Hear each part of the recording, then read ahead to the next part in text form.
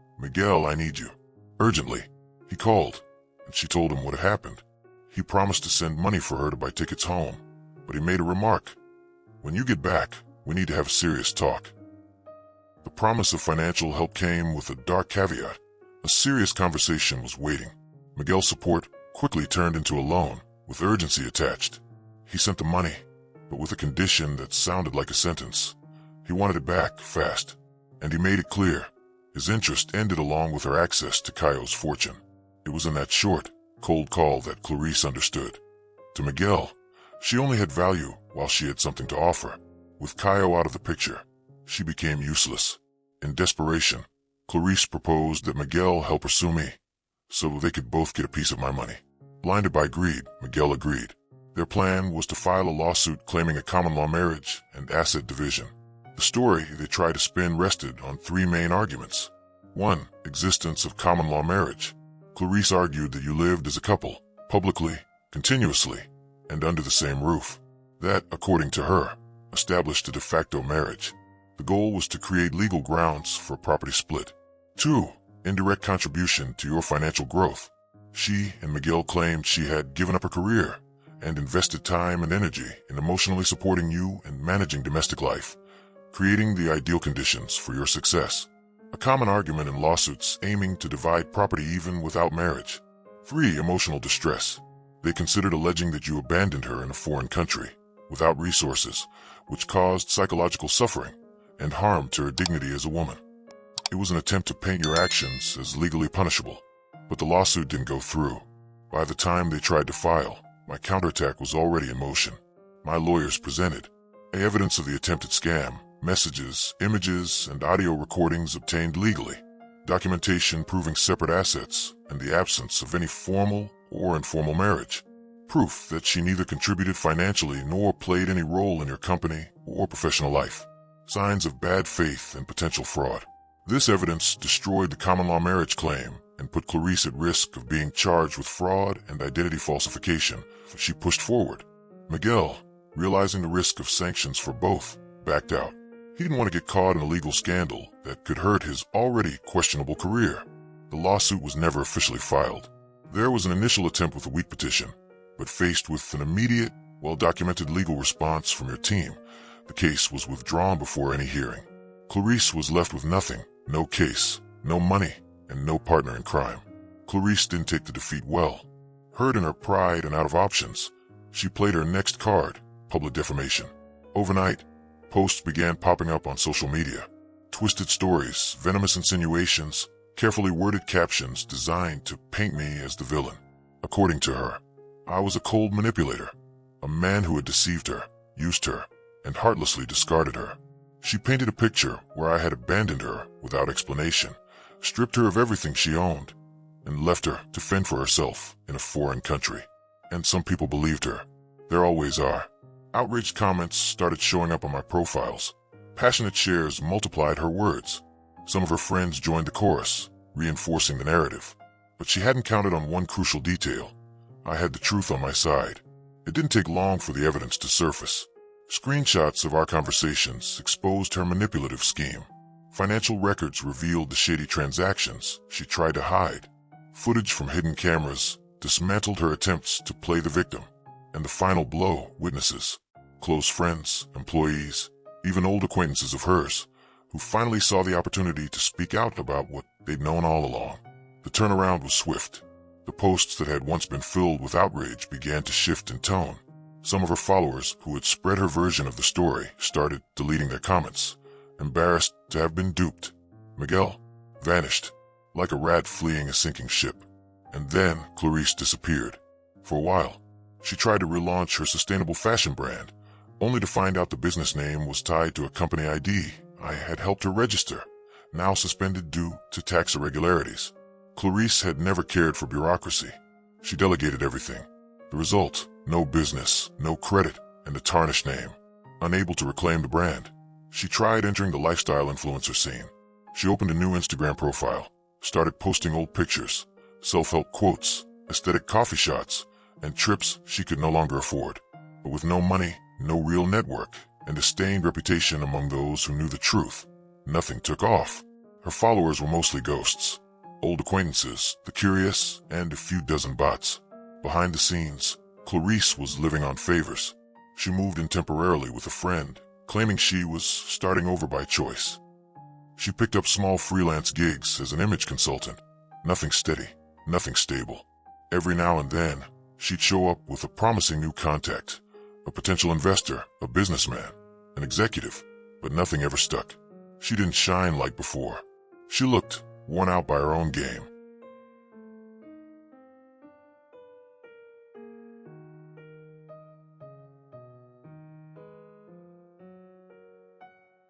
Her relationship with Miguel ended for good.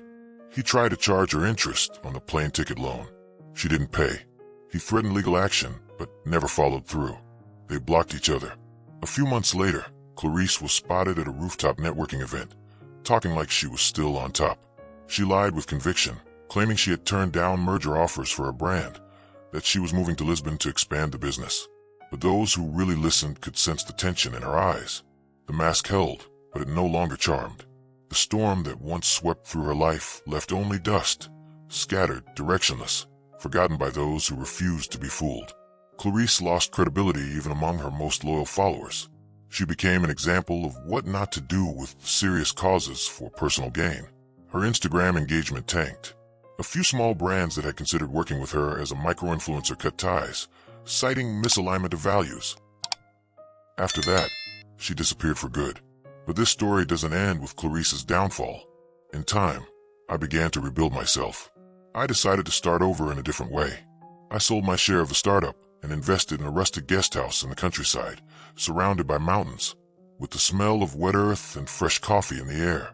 There, I reconnected with a part of myself I had forgotten even existed. I started playing guitar again, cooking, talking to people who had no idea how much money I had in the bank. That's where I met Helena. Helena was everything Clarice never was. Simple, straightforward, genuine. She worked as an art teacher at the local school. She had the most sincere eyes I'd ever seen, and a laugh that seemed to erase all the bad memories.